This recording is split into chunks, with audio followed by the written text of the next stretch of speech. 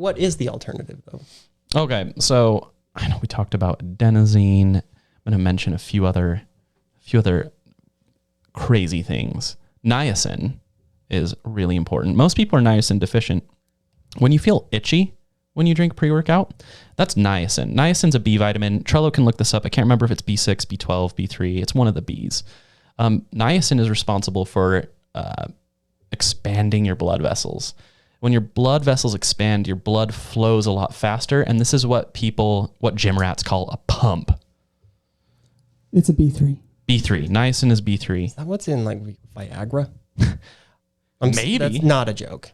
Serious. I don't know. Opens blood vessels. We're going to defer to Trello. Trello's going to be our Jamie. Figure out what Viagra has You know in a lot it. about Viagra. I'll What does it have? Does it have that in it? We're not supposed to say Viagra. No. That Trello's into it. Yeah. You heard it here first, folks. Viagra user, Trello. Viagra advocate. Viagra evangelist. Join my MLM. It's not an MLM. To just make money if you recruit people. It's upside down pyramid. It's not an MLM. It's just I make more money if I bring in like 5 people below me, and then they'll bring in 5 people, and it's kind of like an upside down reverse funnel. Yeah, it's not a pyramid. Normal pyramid. Yeah. Okay, so niacin expands your blood vessels, which for me, when my blood vessels are expanded, it makes my go response. Sure. I just want to move. I've got to move. I want to run. Lift some heavy objects and put them down. Yes. And there's another compound that's typically in these stimulant-free pre-workouts called L-theanine. Oh. And L-theanine is an amino acid. It's a protein. You get it when you eat spinach. Love L-theanine. I am the biggest L-theanine fan on planet Earth. It exists in all plants. You get it when you eat chicken, steak, spinach, kale, everything. But if you pair it, usually 100 to 200 milligrams, with some other type of stimulant, like a B vitamin, it elicits a focus response, which is kind of what caffeine does. It makes you hone in, and it's also a minor anti-anxiety. It makes you kind of just focus on what you're focusing on and zone everything else out. Sounds great. Does it work? I like it. Doesn't make me feel the way like bucked up makes me feel. No, like bucked up makes you want to tear a hole in your wall. It doesn't get you there. It's amazing. I love that stuff. Yeah, it's like what I imagine Wolverine feels when his claws come out. And I do miss it. I'll be honest. Yeah. And you know what? Stimulant-free pre-workout sucks. But Bucked Up's so much better. Bucked Up does have stimulant-free pre-workout. Oh. Huh. So it's still get the decent taste and all their other stuff that they have. Stimulant-free pre-workout to me sounds almost like an oxymoron. It is. Yeah. It's okay. So stimulant-free pre-workout is better than nothing. It's better than showing up at the gym feeling sluggish. Which I have, yeah. But it's not as good as being, yeah, like, pound and bucked up. But feeling like the Hulk. You two should do an experiment with me. Okay. If you want. I'll do it. Maybe we could go for like 2 weeks. We could see. Trello? You doubled what I said I wanted Today's leg day. You've got to pre-workout for leg day. I couldn't relate more. Gotta get the peach, James. You know. I know. And I still drink caffeine knowing all of this. The one last thing I wanted to tell you both is the pros of caffeine outside of what we talked about. Like the medical pros. But caffeine is actually the best antioxidant known to mankind. Like in the silver lining. In the standard American diet, we all eat such little fruits and vegetables that we are not getting enough antioxidants. And caffeine makes up the most antioxidant properties in our whole diet. So that's why I never get sick. Well, I didn't know this until last night, but I didn't know why it was important to get in antioxidants. I didn't even really know what an antioxidant was. I said that like I knew. Do you guys know what an antioxidant is? I didn't. Something that stops oxidants, I would assume. But that presents the next question of what is an oxidant? Yeah, what does that even mean? Antioxidants are super important to cellular health. Oh, I was just going to say that. So our cells are constantly turning over, like Brett was about to mention, but Cut me off. long story short, antioxidants protect us against a lot of different types of cancer because they promote cell regeneration. And the faster your cells are regenerating, the less likely you are to have a mutated cell stick around, right? And so, again, the standard American diet contains such a small amount of antioxidants because we don't eat enough fruits and vegetables that you can actually see like lower risk of cancer in people who drink coffee regularly. Yeah. So yeah, you're sacrificing your sleep, but you're also reducing your risk of cancer, which is great. So how do we win?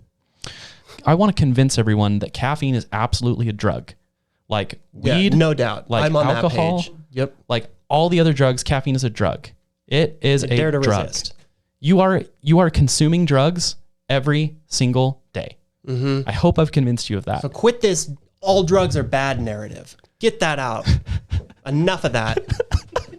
But I wanted to bring the idea, kind of a niche idea, that sometimes it's okay to be addicted to a drug if the benefits you get outweigh the cons. That's true. And as long as you understand like what it's doing, you know, and healthy boundaries, I think with it, like maybe 5 cups of coffee a day No. probably isn't my best bet, which I used to do, but I don't anymore. I don't.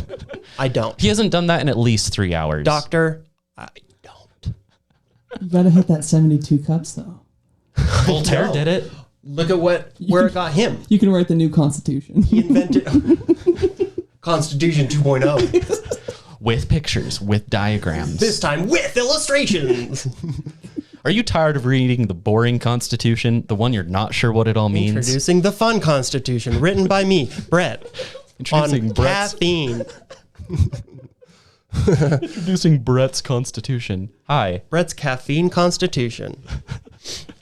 So I think for me personally, what changed for me was I try and have 1 cup of coffee every single day before noon. And I try and keep it to 120 milligrams. So just enough to get that focus, but not so much that it's going to block my adenosine all the way till like 4 a.m. the next day. Yeah. And I also think, yes, I'm addicted, but it's my main source of antioxidants. I like that it helps me out professionally. So helps me stay focused. So for me, like the trade-offs are pretty small. Yes, it's a drug. Yes, it's affecting my sleep, but I get a lot for it. Oh, and the last thing I'll say, shout out to Andrew Huberman Labs, once again. He argues that the best way to combat this vicious cycle of I'm tired, so I need a cup of coffee, and then the cup of coffee is going to make me more tired, so I need another one. Oh, my life. Is to wait to have your first bit of caffeine until 40 minutes after you've woken up, and also to expose yourself to natural sunlight before having a cup of coffee. I already do this. Well, then you're good. That's why you sleep so well, Brett. When you do this, it counteracts this. It teaches your brain how to wake up naturally. Our brains have adapted to sense sunlight and then promote it's time to get up in the morning and feel energized response. And so for me, it's like, there's that balance, you know? Okay. That's about where I am too. But if nothing else today, you have made me think a little bit more critically about my caffeine consumption and how it can be bad. Oh, and yeah. how like it's a problem at times for sure. And I need to create a healthier balance of caffeine in my life. But I am going to try this 2 weeks. We'll be getting decaf If coffee. you get cancer in this 2 weeks, I'll feel so bad. Do you want to know how I came up with this topic? Oh, yeah. Caffeine is the number one, where it's trending the most is in Utah. That surprises me none. It's because Utah has such a complicated relationship with caffeine. We love it and we hate it. It's misunderstood for sure. We hate it because, so for our, we have listeners all around the country, which, holy cow, I can't believe that. For those of you that don't know, hot drinks like coffee and tea are not particularly popular in Utah for religious reasons. But what among some. yeah. And what I find fascinating is Utahns still want caffeine though. They just don't want hot drinks. Yeah. So I want to ask you both about the swig phenomenon. Epidemic. What is it? Like, explain it to people who don't know. What is this Well, place? you know how the average person, to get their caffeine fix, usually the go-to is usually coffee or tea, right. you know, because it's not usually pumped with a bunch of sugar. I mean, Starbucks, But a normal fixed that. house-made Yeah, coffee is right. 0 calories. it's a lot better for you than a soda. Mm-hmm. But to get around that, because in Utah, that's frowned upon a little bit. So we got to get it elsewhere. It's like, oh, where else to get it than soda? It's the same as a drive-through like Starbucks. You can just get a big old 5-gallon bucket of soda to go about your day. And that's like their alternative, which is fine. But soda's a lot worse for you than coffee. So much worse. So much worse. Actually, if I could convince anybody of anything, it's to quit drinking soda entirely. Because getting it from a plant, from a coffee bean or a tea leaf, Yeah. is just so much better for you. But yeah, Swig is Starbucks for Mormons. Mm-hmm. It's crazy, and I love it. I go to Swig Oh, yeah. multiple times a week. Oh my gosh, they have this thing called the Texas Tab. It's Dr. Pepper with cream and coconut milk.